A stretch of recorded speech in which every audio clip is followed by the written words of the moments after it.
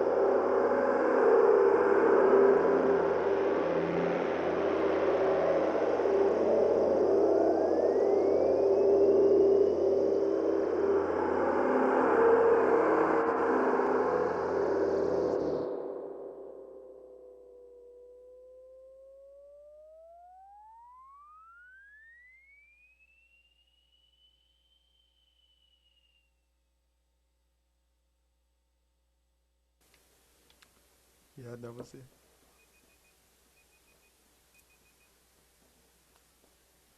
Um, so I hope you guys enjoyed it. And now, okay, I have like two minutes or so. I will show you quickly show you around like the patch. If you follow like this guy here, let me spotlight the video. Yes. So basically, last Saturday, I built this guy, which is a VCO. I don't know if everybody's familiar with Eurorack. So this is a voltage control oscillator made by this company called SSR Labs in Moscow, Russia. So this is a wavetable oscillator with very good characteristics for drone. It's basically, in my mind, is a drone machine because it has a very slow LFO built in, and is already normal to CV or control voltage change the waveforms, right? And then so it's basically I have a rampage, which is like a very slow changing wave, doing amplitude modulation, basically changing the volume, going up and down on the VCO because it has a VCA as well. And I have a joystick that I'm basically controlling the change of the wave tables, like the waveforms from one to the next. And on top of changing like just the joystick, I also added another LFO, if I may, through the Surge SSG. Just simple, just like a rate change, like slow, going up and down, and creating like some ambience. And that goes down to the mixer. There's some EQ, and the everything is affected by the magneto, which is a reverb tape delay thing that is like awesome. And I also have the voice, which is like the radio thing. It's coming through the radio music, which is a module by well, I forgot the name, but you can get it at Thonk and many DIY setups. It has pre-recorded audio, and it's just, I think it's like a radio for Spanish soccer broadcast. And what I'm using to filter or affect it or like make it so it sounds like a broken radio or something that is getting in and out of tune is the BF22, which is an MS-20 filter clone that it screams like all those high tones screaming like very screeching noises came from it, plus the herb verb, yeah, here.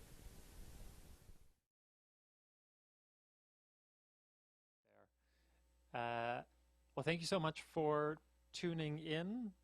This is very exciting to be able to play you a little bit of music from my own den.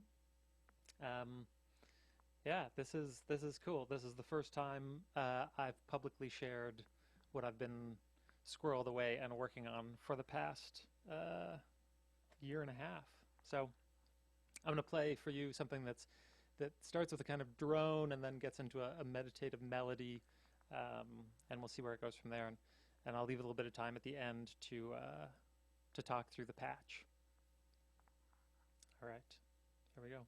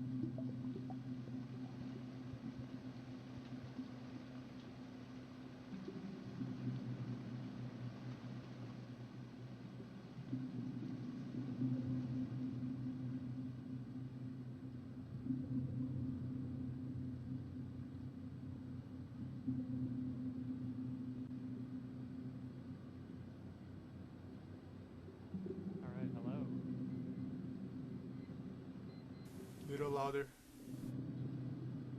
Yeah, here I am. You can hear me now? Okay. All right. Thank you, guys. Thanks for paying attention. I saw some nice comments come through as I was playing. That made me feel real warm and special. Thank you. Thank you. Okay, so I probably have like 3 or 4 minutes. I'm gonna try and walk you through some of what I was doing there. That was 4 different oscillators, all playing the same sequence that was coming out of Renee. I was doing a couple octave shifts. So it started out quite low, and then it built into something a little bit higher with a more melodic range. That was going into shifty, which is this little guy here. It's a shift register, so it basically takes the same single voice and splits it 4 ways. And that ends up going out into 4 different oscillators. And so it has this kind of natural rhythm to it as it moves in sequence through each of the oscillators. Now the sequence itself was 15 steps, and what that means is that it doesn't end up repeating on an oscillator for a really long time. So it has a lot of variety to it, even though it is still playing with just the same sequence. So the sound largely was changing through a couple of different things, going into a few filters, Q-Pass as a multi-peak resonant filter. There was a bit of a horn sound, which was 2 mangroves. So that moved through Q-Pass. And then 2 STOs over here that are going through a low-pass gate that's being plucked, and that gives almost like a bongo bell sound. That ends up going down into a variable filter here, a variable resonance filter. And then a piece of that filter ends up getting sieved out and put into monsoon, which is like clouds. So there's a tiny bit of very high granular activity bouncing around in all of that. A little tiny bit of echo coming from mimeophone. There is an H9 with a dark cave algorithm giving some reverb to the whole thing. And then, what else? Yeah, maybe the only other thing to mention is that this being the first time I sort of tried to perform, I decided to label each of these sections so that I knew which steps I was going to follow to get myself out of that initial drone and into something melodic. Yeah, and then maybe lastly, there's a little bit of lake effect sound coming through from a Natural Solitudes tape.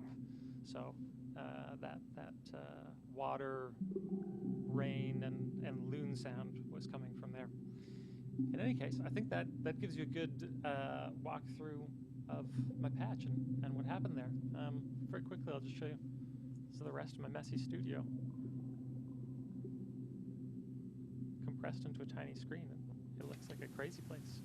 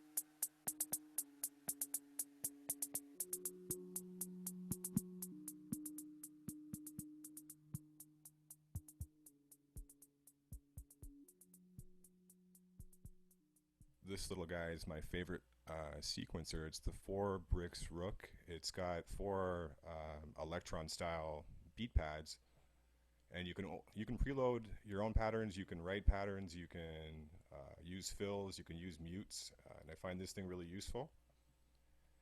This guy here is the pachinko. It's just like a mini marbles. So I like to be surprised, and I'm better with rhythm than I am with melody. So this thing invents the melody.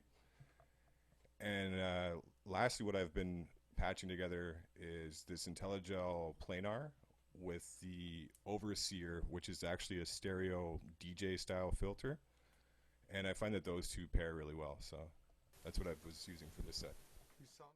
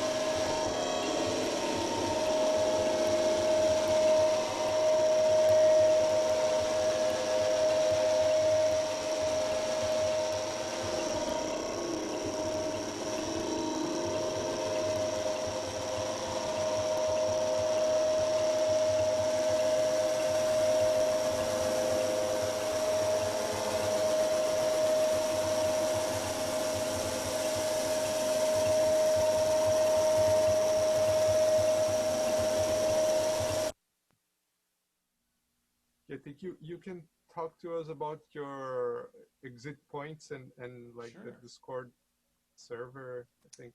Yeah, happily.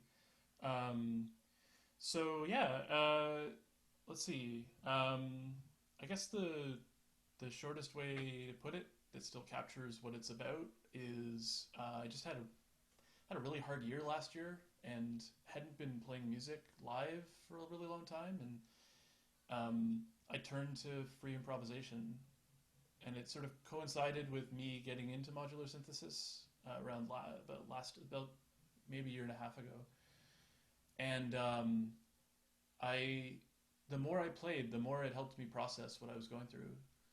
And suddenly there was this amazing community of people, of free improvisers who were really friendly, who they kind of like didn't ask questions. We just went up and played together, and magic always happened.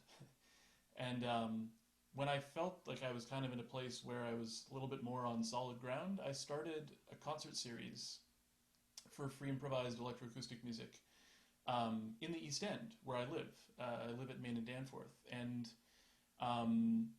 it just so happens that I live like a couple blocks away from this really, really great Ethiopian restaurant that hosts jazz music a couple nights out of the week, and for the last 10 years has been a pretty strong place for jazz music in the city. It's called Hiru.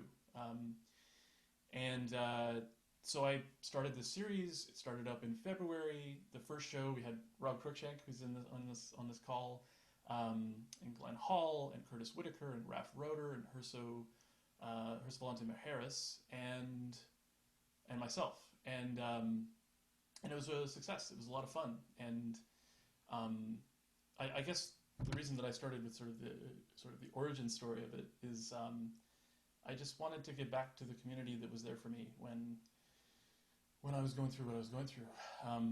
And sure enough, when self-isolation hit, I was really sad because I lost a bunch of shows that I'd booked under this new series. And once I'd sort of gotten over the initial shock of having to let that go, one thing that came to me was, well, I could maybe turn this concert series I'd started into an online discussion server on a Discord server. Because I felt like,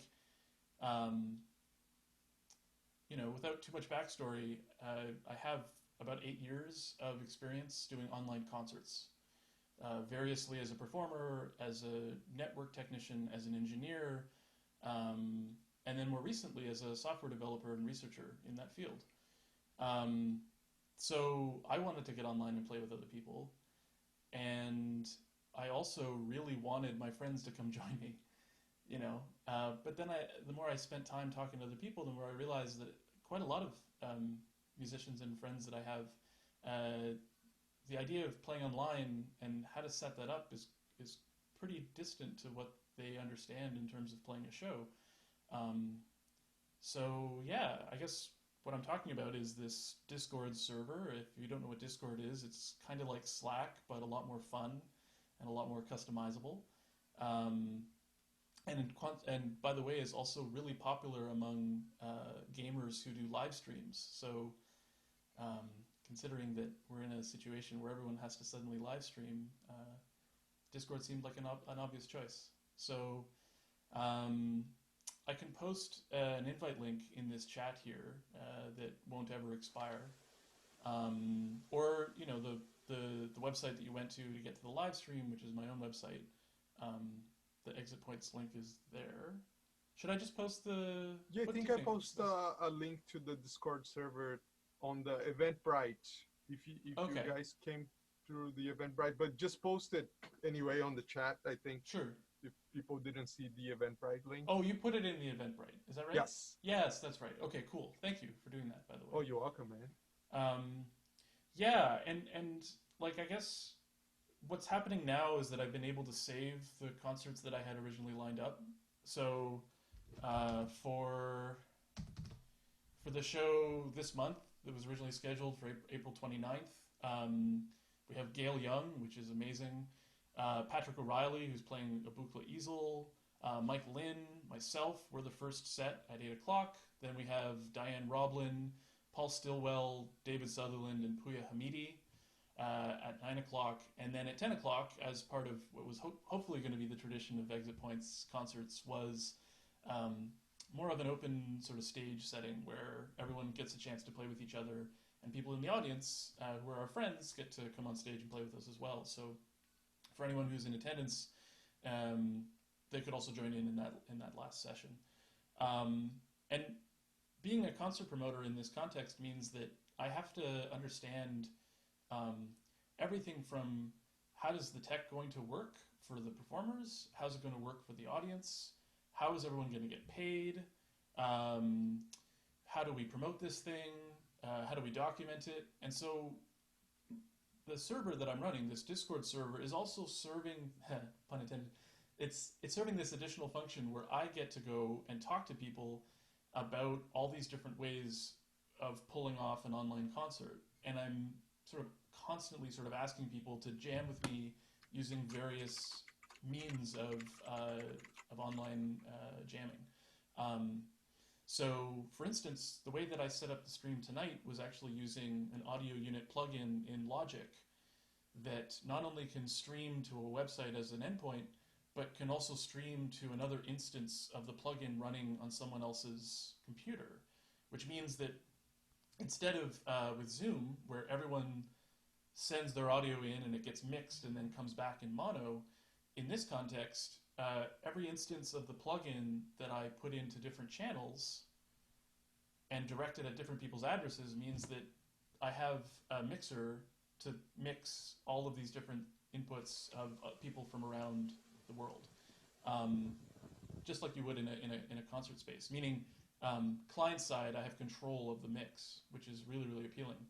And I only found out about that because I was just chatting with people on my server, and they wanted to give it a try, and we gave it a try. So.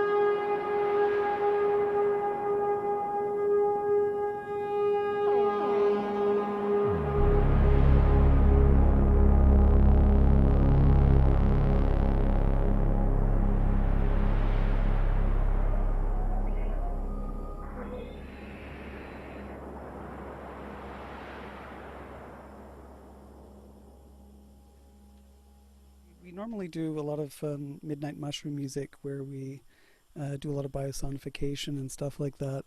I'm a sort of a long-term musician that's sort of really just still very much a newbie in the world of Eurorack.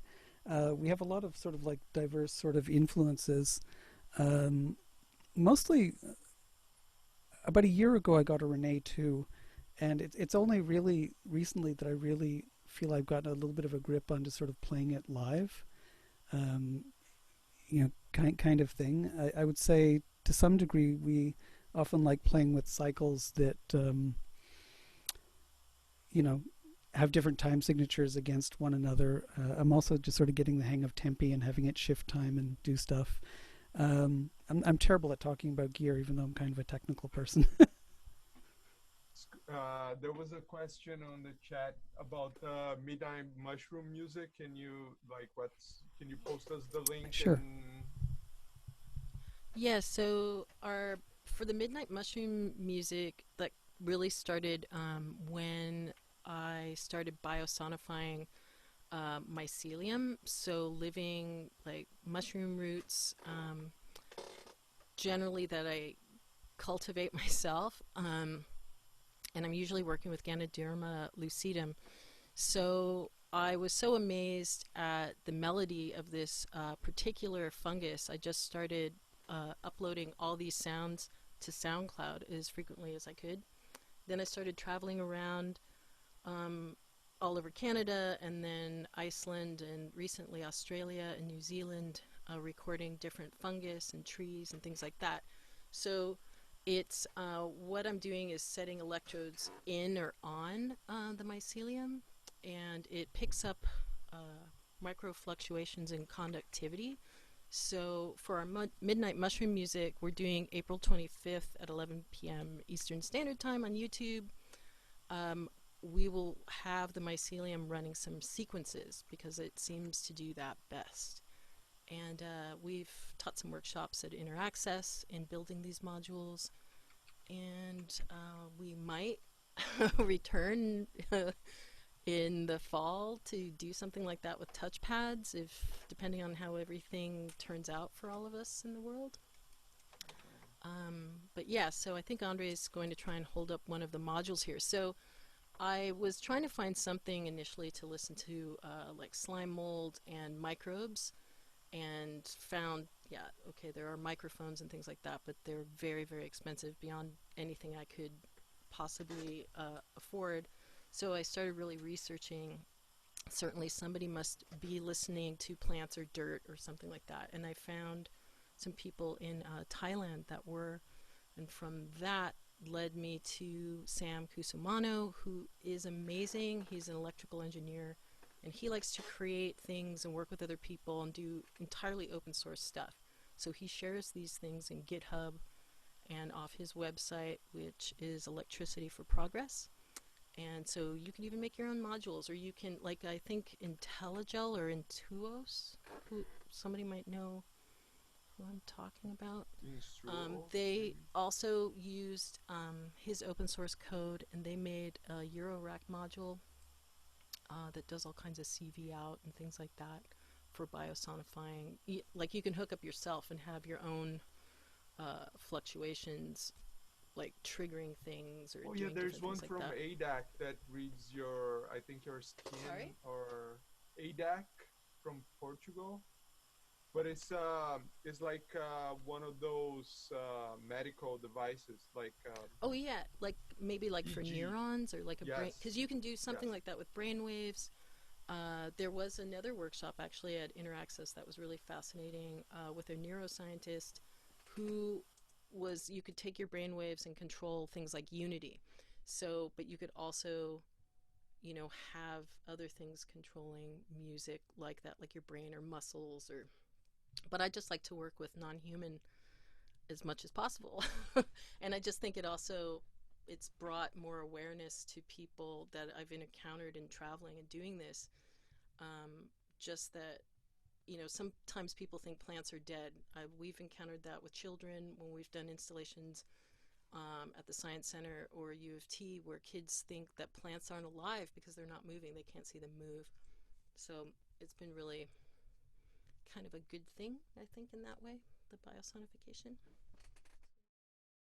So my name is Peter. I've been doing video art for close to 12 years, I think. A long time, but my modular stuff has only started happening about 5 years ago.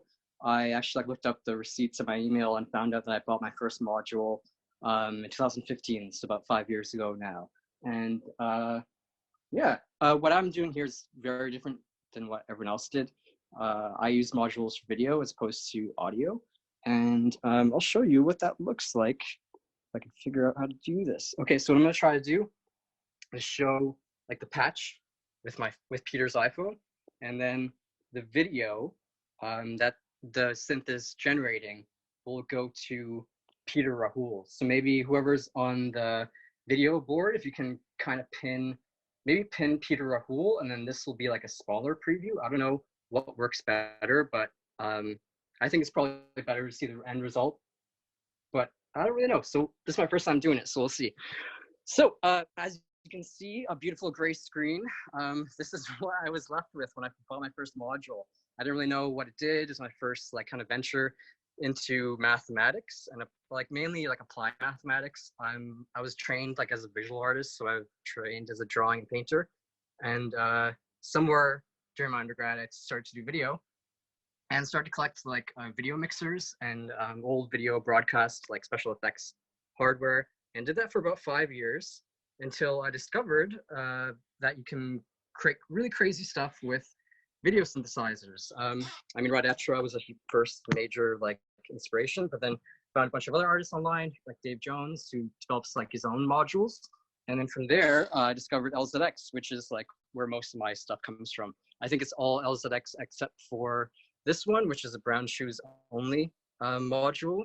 And yeah, actually it's all LZX stuff. So if you look up LZX, you'll find out a lot more than I can explain in the 20 minutes that I have left now at this point. So let me just get through it. My first module that I got was the Visual Cortex. Looks like this. There are 8 channels. There's like 8 channels on this side and 8 channels on this side, and you can feed different things into it to get different effects. So the first thing I'm gonna feed into it is one of the shapes, and this Visual Cortex generates some very basic shapes. So when I first got this thing, I was like, okay, let's see what these shapes look like. And when I started plugging them in, that's when some of the funner stuff happens. So let's just see here if I can switch it up. When you plug in a shape, you can kind of like work with the blending modes. So when you flip these switches, you kind of change the way that the color blends. And as you can see, it's not anything too fancy. Like I can get some like triangles, like a circle, an inverted triangle, like nothing too crazy. So when I first got this, I spent, at that point, it was probably like $1,000 in the bank. And I was like, oh man, I bought this thing, and all it does is like generate a circle and make them wobble a little bit. So I was pretty pissed off, and I like let it sit on my shelf for a while. And that's why it took me 5 years to really get to where I am now. Because it's such a steep learning curve. And I think that's why I joined this meetup today, because I think with video stuff, it is kind of opaque when you first approach it. But once you get into it, you realize that it is, yeah, it's just applied math at the end of the day. So what I'm gonna do here is I'm gonna send 2 diamonds into 2 of the 8 channels that I have here, and see if I could blend them to kind of get like an interesting kind of effect. I don't fully understand how this stuff works sometimes. Like I'm not a mathematician, and I think I've learned a lot of, like I said, applied math through like visual math with the system. But I've learned a lot of like mathematical concepts through the actual practice of like mixing all this stuff. So for close to like 8-9 years, I did a lot of VJ stuff. And I used mainly video mixers like this one I have here. That's Edirol V4 to generate feedback loops that are kind of like chaotic systems that even left to their own devices can kind of like animate themselves. But when it came to the modular world, I found that I need to do a lot more like concerted effort to animate things. So before I get the animation, I will just show maybe one more shape generator, which is the prismatic ray, which is the second module I got, which essentially is like a pinstripe generator. It's complicated. I think it's a voltage VCO, so voltage control oscillator. I've managed to read the headline there to remember that. It's basically a pinstripe generator. That's the best way I can describe it. You do have to sync it. So I'm going to look up the sync here, and then I'm going to send a pinstripe to another one of these channels and see what happens. So as you can see, there is some sort of pinstripe happening. Actually, I have the sync off to the wrong place. So this should work better. Let's see. So sometimes things appear visible because you have them patched in a way that isn't like mixing them. So let me just see if I can get this running. Yeah, every time I do this, it's like a new kind of task. I was speaking to a mathematician recently, and he described it as nonlinear chaotic systems, I think is what he called it. And essentially what that does is, if you might know more math than I do, and you might realize I'm talking to my butt right now, but essentially nonlinear chaotic systems essentially build gradually upon the first step, and your 50th step depends on how well that first step went. So a lot of times when you're mixing here, you can never get the same results twice. And right now I seem to be getting a really weird kind of non-reactive thing here with this module. So let me just try to figure out for another second if I can get it running. If I cannot, then I will not bother. I think it's possibly because I have my sync in the wrong spot. So I think yeah, there we go. So once again, patching things in and out, weird spaghetti monster that we're all married to. Just trying to get this pinstripe going. As you can see, it's kind of going. You can adjust the frequency, and that creates more pinstripes or less pinstripes. I kind of try to keep it simple to begin with and then ramp it up towards the end. So there are the pinstripes. Let's see if I can get them mixed a little bit better so you guys can see a little more of what's happening. I mean, that's pretty good. It's like, reminds me a lot of ring pops. This is as far as I got for about 2 years. Just kind of like wobbling these things like manually, just trying to figure out how I can animate live with a soundtrack.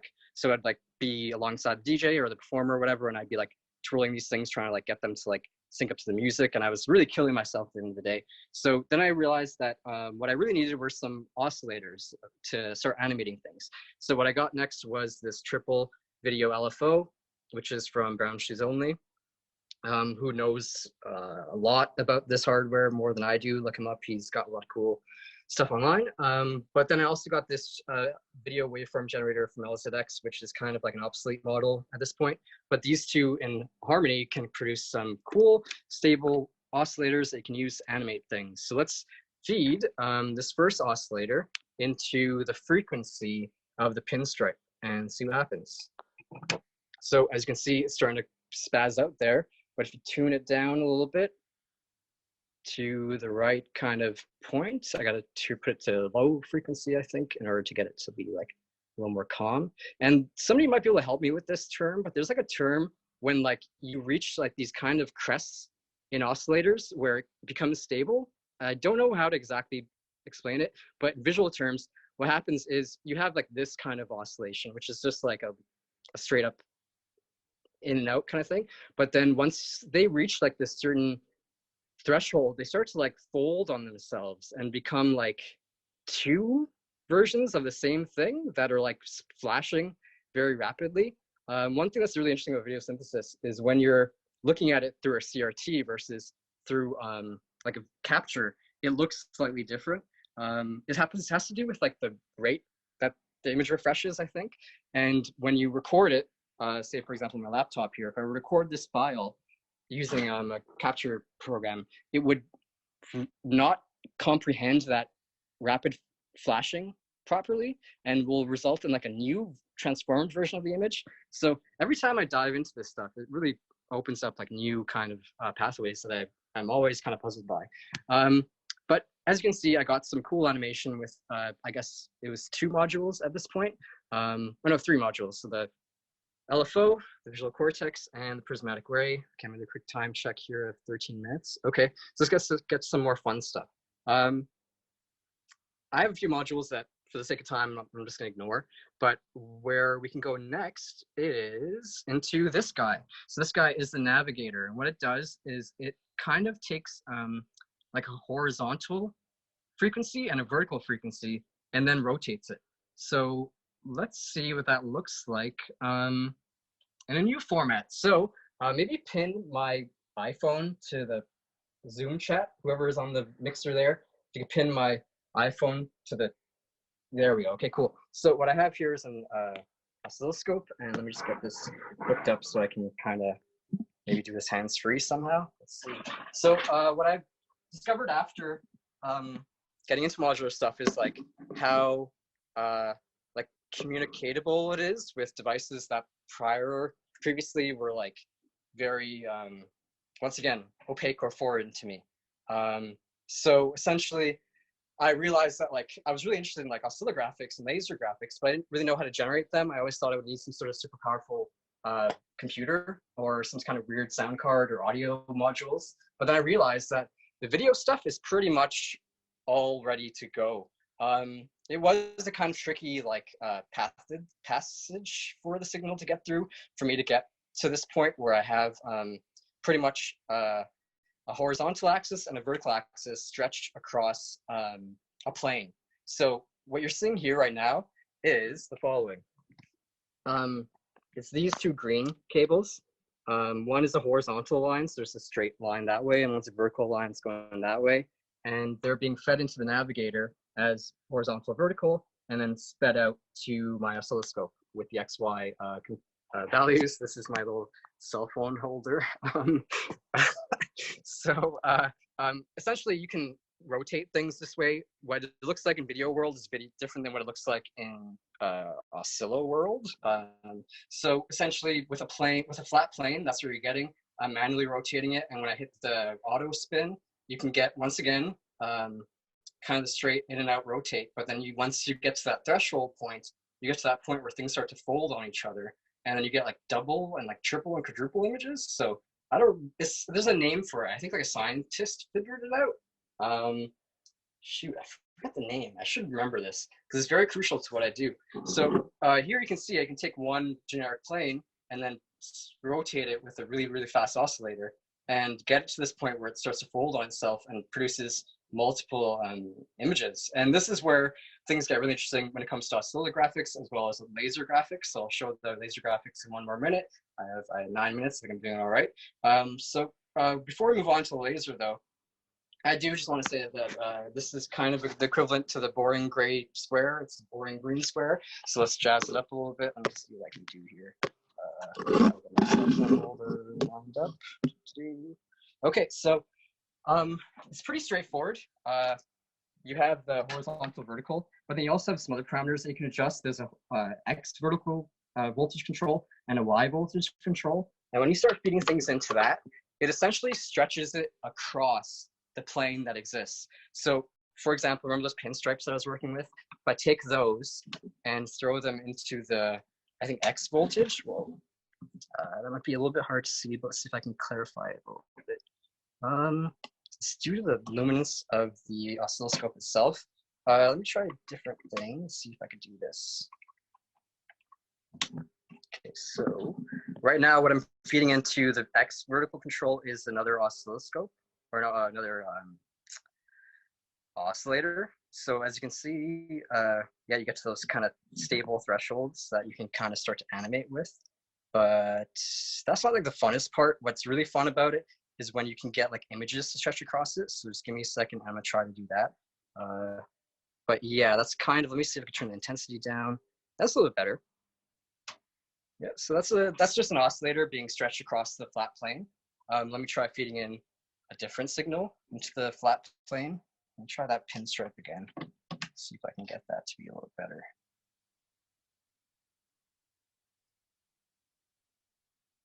Yeah, so it's kind of like a cylinder right now with like this kind of graphic that's stretching across it. I could go way further into this, but it would take me some time to rig it up so that I can get like a cool image. Like I've gotten like camera feeds to show up on this, so I could have like a camera pointed at me and my face would be stretched across this, and I'd be getting like a red extra effect. I also did a cool thing where someone mentioned brainwave, Nanotopia mentioned brainwaves earlier. So another thing that I ended up doing was I got like brainwaves to be turned into CV control using a Muse headband. And then I was able to like warp this image using your brainwaves. So it was like a selfie, but it'd be all warped out if your brainwaves are unstable, or not unstable, but like super active. And then when you calm down, like you'd be able to see yourself kind of recognizing your virtual soul in a way. So yeah, I like to get really creative with these things. I kind of try to find ways that I can use it to portray like concepts as opposed to just being straight up representations of the signals. Like I think that's why I describe myself as not so much like a tech person. Like I don't always really fully understand what's going on, and as you can probably tell by the way that I talk about it, it's kind of like more an intuitive visual language than a mathematical language for me. Which leads me to my next cool thing that I've been really getting into, which is laser graphics. And this is the Emma RGB230M, trusty Emma here, hanging out with me in quarantine. And I have to wear my fancy glasses to make sure I don't blind myself. So I'll put these on and power this up. I think I might have a signal running through it already. So let's see what happens. So what I'm doing here to get the laser running is I have this LZX module, which is probably the last thing I show you guys today, which is called the Cyclops. And it takes a X, similar to the navigator, it takes an X axis value and a Y axis value, and then draws it with a laser. So right now, I think all I'm sending to it is the same thing that the oscilloscope is getting. So that's what oscilloscope looks like, it's just rotating plane. And in the laser world, whoop-de-doo, nothing is too fancy, right? It's kind of like same as that gray square, same as that green square. It's like not anything too spectacular. It's still laser, so it's still like neat. But when I got this, once again, kind of was like, oh damn, I spent a whole bunch of more money on this. Don't know what the hell I'm doing. Why am I messing around with lasers? I almost blinded myself. The first time I messed around with laser, I'll tell that story some other time. But what can be really interesting is when you feed, once again, some animation parameters into it. So in this stackable for the X, I'm gonna throw in oscilloscope, or I keep saying oscilloscope, oscillator, and see what happens there.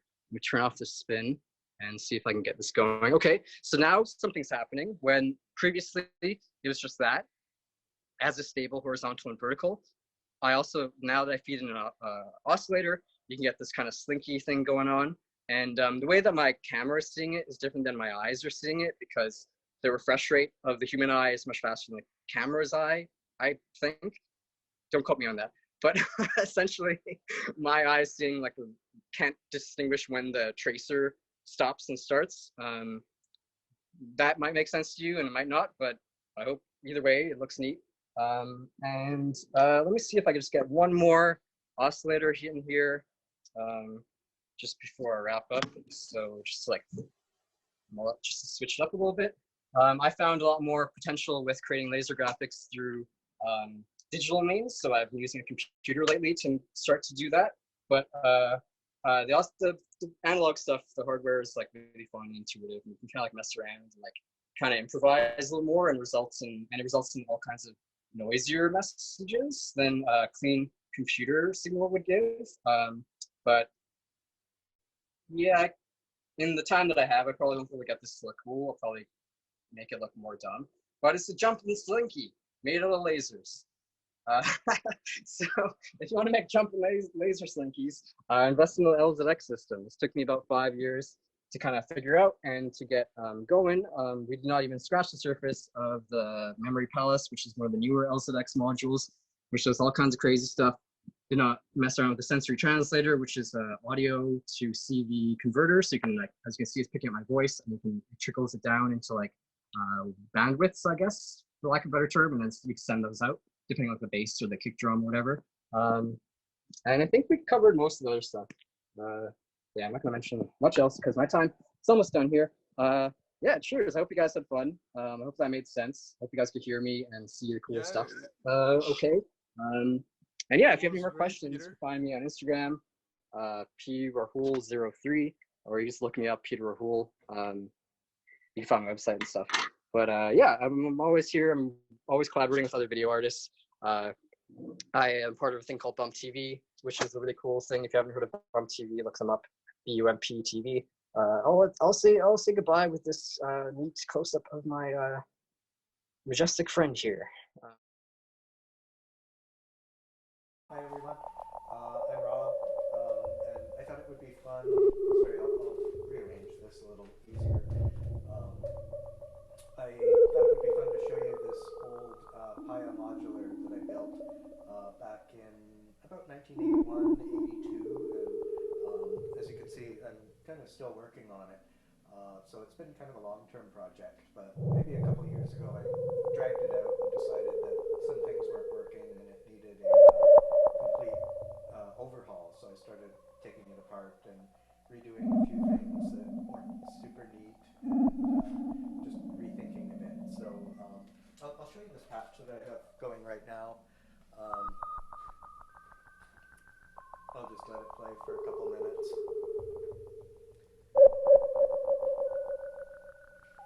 And this is all, there's nothing modern in here. The most modern thing here is just a digital delay from the mid-80s. Everything else, this is kind of 70s vintage stuff. So it's all DIY. And the kind of interesting, I was going to show you sort of a brochure from that era. Let me see if I have it handy.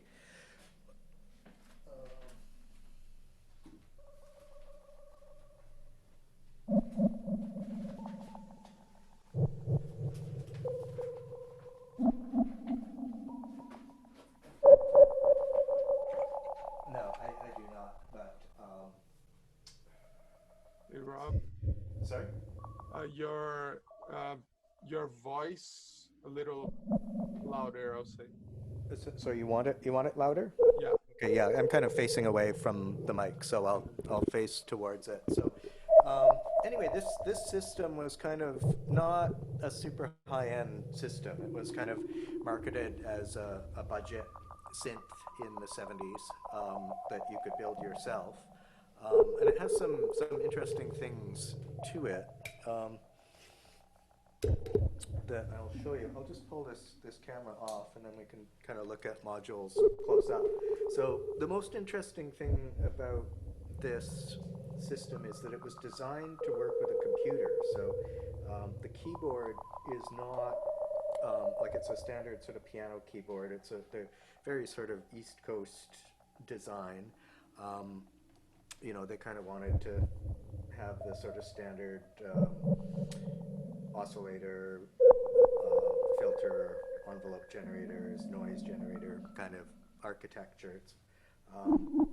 But what's different from a lot of things of that era is that the keyboard itself is not analog, it's digital. There's a D25 connector here, and it goes to a digital to analog converter, which is a little strange because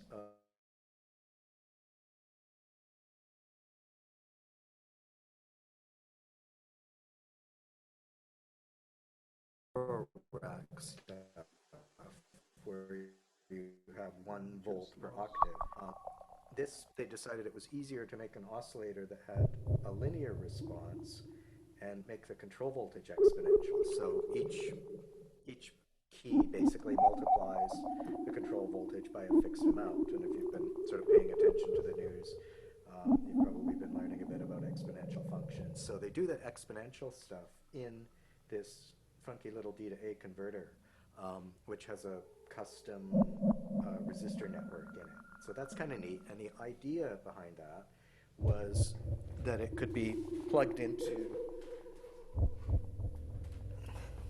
a computer. And I never had I couldn't afford the computer at the time, but I got my hands on one. And this is the computer that it was designed to work with. It's a single board computer. It has 1K of RAM, not 1 meg, not 1 gig, 1K. And you basically program it in machine code. You have to sort of type everything in hex. If you've ever done any assembler or machine code, you're typing in like opcodes and addresses and just endlessly typing them in on this little keypad. And they had a series of programs that would talk to this. Well, they would talk to the D to A converter, and then it would talk to a module that they called Quash, which was a quad addressable sample and hold. And so what it would do, it would get a control voltage from the D to A. You'd send a word to the D to A,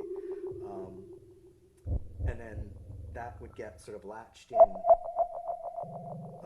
to a sample and hold, and the thing could cycle through fast enough that you could actually use those for. You couldn't do it at an audio rate, but you could use them for control voltage rate, for instance. So you could have let's say 4 channels of CV coming off this one D to A converter, which was kind of neat. You could use one of them instead of an envelope generator, for instance. You could generate an ADSR or a more complex envelope shape digitally, just by writing a program in machine code on this computer. So that was kind of neat for, I think, mid-70s, 78 or so, that they introduced this series. They had an earlier, most of the stuff in here is, they have the 4700 series, which was their kind of later, a bit fancier. I've got 1 or 2 modules that are the 2700 series. This is like a VCA, and I think, yeah, we could see inside. You can see how ancient that is, like with the little top hat transistors and metal can op amps, and they've sort of sandwiched a metal can op amp into a dip socket. If you do electronics, you might recognize that this is basically museum stuff there. So that they would have had, that era of modules is from, I don't know, maybe 1972, 1974-ish. The rest of this, 76 to 1980-ish. So I put this together about, about 1981, 1982. So it's all, other than the sort of digital stuff, it's all pretty straightforward. There's a power supply, which is a little bit deadly, because there's 110 volts wired right to the front panel on that switch. And if you're a little shaky with your wiring, there's no ground, so it could get interesting. And they use the faceplate to give you a few multiples. And I should note that you'll notice that there's these 2 kinds of connectors that it's the one thing they did a bit like Buchla is that they divided the control voltage and audio kind of firmly, and so the control voltage uses these funny tip connectors, pin connectors. So they're smaller than a banana. They're like a miniature banana connector. A little bit hard to source. A lot of people who own these have taken these things out and replaced them with bananas. I actually undid that, and I got a bunch of used modules a little while ago, and I've been slowly taking the banana connectors back out and putting the pin connectors back in. But the control voltage and audio are quite separate, and they're a lot lower than what you would run in a Eurorack system. So the audio voltages are around 1 volt peak to peak. Control voltages typically 0 to 5 volts. So you get that option. You have a couple little just fixed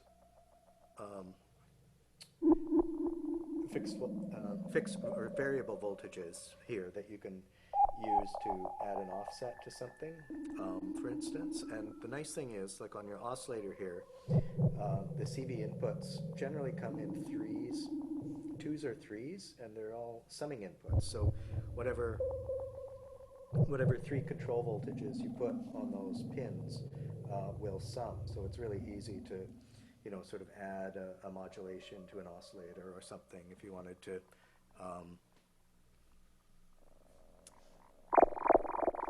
turn up that LFO going into the oscillator. You don't have to have a separate CV mixer to be able to mix all these things together. Everything's got at least 2 jacks, usually 3 jacks that sum together. So that's a little interesting. The other modules are, pretty much what you'd expect. They have a ring modulator, which is a really nice sound. I really, if anyone was listening to the Frequency Freaks stream the other day, I used this ring modulator a lot. And their ring modulator also functions as their VCA. So you can use ring modulation or VCA. So I've got 2 of those. One of them I use as a ring mod, and the other one is usually my VCA. But I can make them both ring mods. 2 ring mods. ADSR is pretty straightforward. A, D, S, R. That's attack, sustain, decay, and release for people. There's a bunch of people listening, so maybe everyone's not super technical. So if I say something that's weird, let me know, maybe in the chats or something. just trigger input, variable, and fixed outputs. LFO and noise generator, very simple sine wave LFO that's kind of range switch, so we can slow it down. And then you get, if you play with this, you get kind of fast. It's like shifting gears in a car, switching it through the different ranges. You get good at it, but it's a little weird. The newer LFOs that kids have now, there's just one big knob that sweeps through the whole range, or much more fun. Little noise generator, it's noise. Oscillator is, very, very straightforward. Again, exactly what you'd expect. I don't know if you can see those very well because of the shininess, but you get a sawtooth, square, sine, and triangle out of there. The square wave has a pulse width mod input, which is fun. Filter, very straightforward again. You can maybe twiddle out a bit. I kind of like the filter. I didn't like it for a while. Now I like it again. And I'm driving it with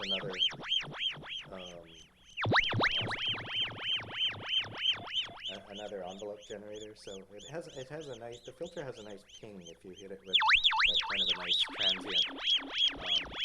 You get some good crackliness out of it, like that. And that's basically it for the modules. I'll show you some other stuff. I showed you the computer. They also,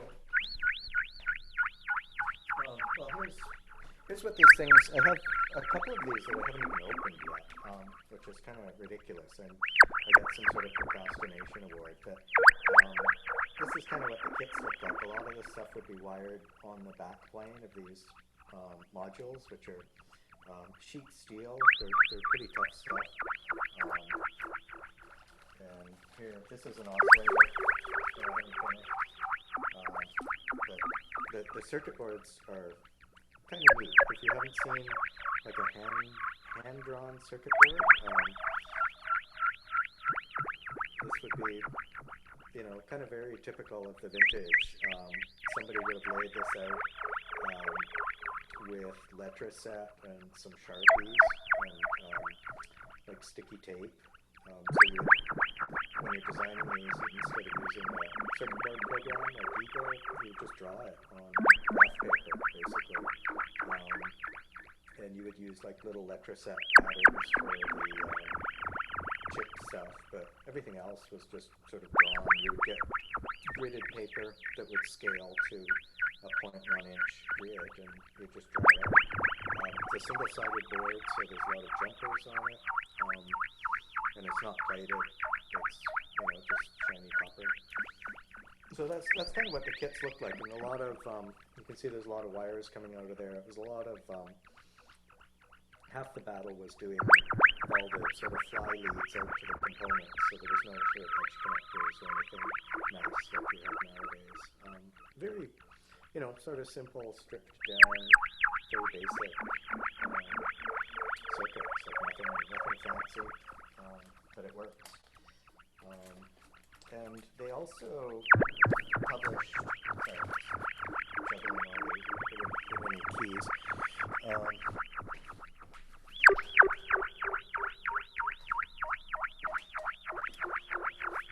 Sorry if I'm making people seasick doing this. I apologize. But they also had this magazine that they put out, starting in this one's from '78. And it's full of like all sorts of neat little construction projects. A lot of them, if you're like a total synth DIY nerd, you'd recognize like the names Thomas Henry and people like that would write articles for this, showing you all sorts of little circuits. Ads for, this is actually the first synthesizer I got. It was the Gnome, which was made by Paia. It's basically a lot like the Korg Monotron, basically. It's just a big wooden monotron. A lot of fun.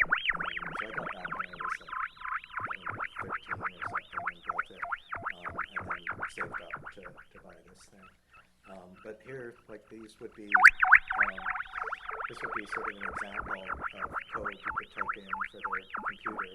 So if you've done any assembly or machine code programming, this will look kind of familiar. But that would be like, you know, a whole program. This one does something to do with the keyboard, like scanning the keyboard, maybe doing some polyphony or something. But you would have to type that all in hex. So these are fun. There's a lot of, I'm going to try to scan a lot of the sort of projects out of these. Some of them are online. If you Google Polyphony magazine, you can find some copies that are scanned, but it would be nice if there was a full archive. Yeah, it was a lot of fun. Each one would have all sorts of projects and cool ads, and very kind of almost a zine, really, by today's standards. It's all, you know, this was well before desktop publishing, so it's all basically typeset with a typewriter and tape and paper and paste up. So I think maybe people have any questions in the chats I could answer for the last few minutes.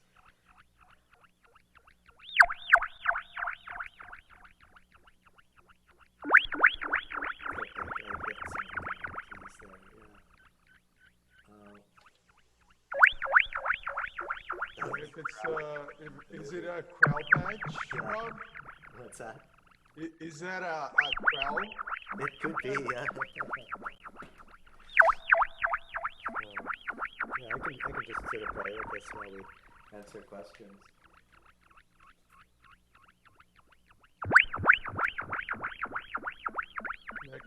Oh yeah, you guys are having trouble hearing me. I don't have a lapel mic, so I'm sort of looking at the computer and talking.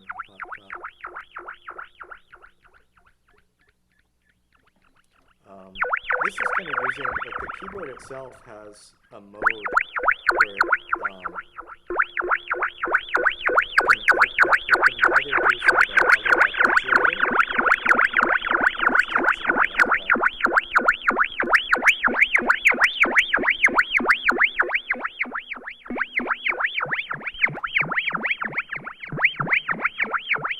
Yeah, so the patch isn't really self-generating. It's using a mode of the keyboard that will give you random outputs.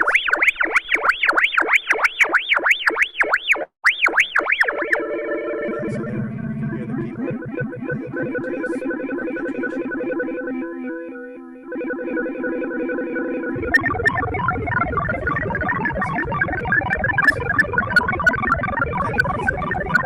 but of course you could use it just like a regular keyboard as well.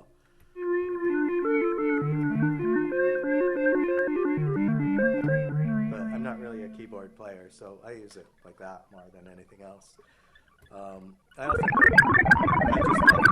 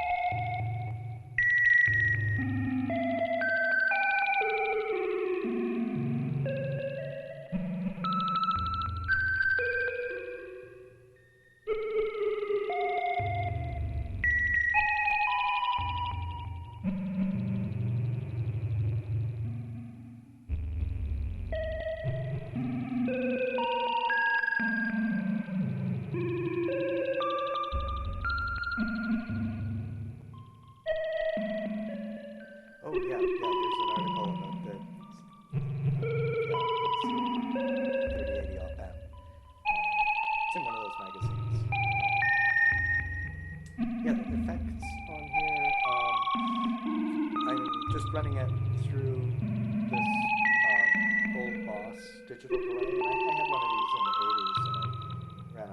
one day and I sold it stupidly, so I tracked one down a couple years ago, got it back. And I'm also using a spring reverb module, which is, I originally had a spring reverb module for this. There would be a reverb tank in the back. I don't know what happened to it. It went missing. It might be in a box somewhere, but I built a little spring reverb, basically copying very much the original Paia circuit for the reverb tank driver. So it's kind of authentic, but it's kind of sitting there. I just think that this stuff kind of sounds good with spring reverb. But yeah, I was trying to, for tonight, just do stuff that I had in the 80s. Like, nothing new. There's no digital effects or anything other than this digital delay.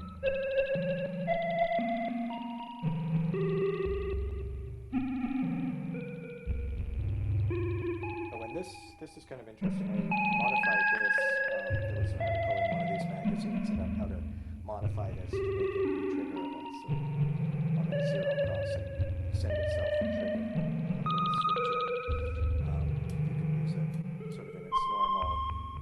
This one would have just a button to trigger it manually. So this one has a sort of two-way switch. It's momentary this way to trigger it, or it can lock it right back. So that's a mod, and that's the sort of mod that they would publish in that magazine. So, yeah, sorry I didn't able to show those ads and brochures and stuff in this game, but maybe I'll bring them to one of the meetups sometime. I might put them online as well somewhere. So anyway, thanks. Yeah, that's basically all.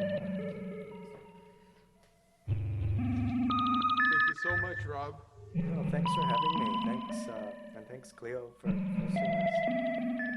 Like showing us a piece of synthesizer history, man. Like, thank you.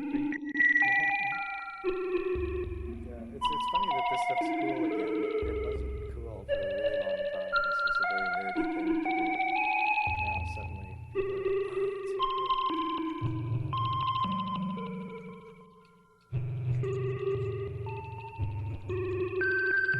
The gnome, yeah.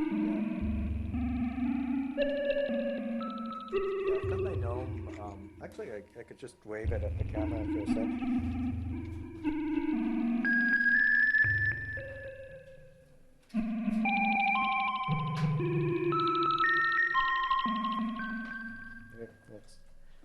That's Oh, nice. so it's kind of fun. It's got like just an oscillator with you just have 4 wave shapes, but or 3 wave shapes that blend together. There's a little ribbon controller here that it's kind of like the stylophone. Like you got a little stylus thing to play the ribbon controller. So there's just you can switch the ribbon controller to control either the oscillator or the filter or both. There's a little filter that just has its own envelope generator, just an attack decay and an attack decay for the VCA. When the frequency and Q are the same knob on the filter. It's amazing. It's a really cool little design. This sold for like $50 or something to a kid, so it's super cool. Yeah, I'm working on restoring this. It mostly works still, but there's a few things that are a bit funky, so that's a project.